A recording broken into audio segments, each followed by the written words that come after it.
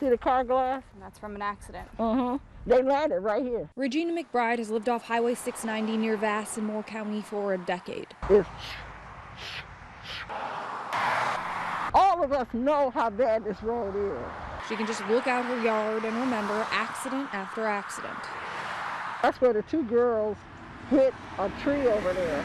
So smashed, I couldn't tell. Oh, they flew out of their car? Yeah, knocked the wheels off the horse trailer. They all ended up right here. She says there's similar stories for almost every section of Highway 690 for miles around.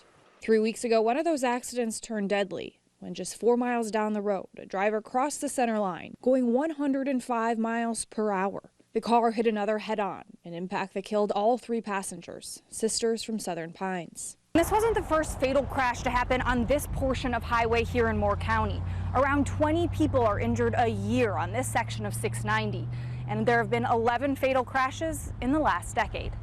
I would consider that road a location that would be of concern. McBride says she's pressed NCDOT for help in slowing drivers down for years. The state tells me they do have a plan to fix this stretch of road. Those improvements include adding rumble strips, widening a section of the road, and adding stops at 2 intersections. But construction isn't starting for another 4 years. Are you fearful of how many more accidents we'll see on these roads in the meantime? Exactly, you will. NCDOT tells me the project is one of hundreds scheduled over the next decade. And priority of construction is based on a process that factors in safety, congestion, cost benefits, and local priorities.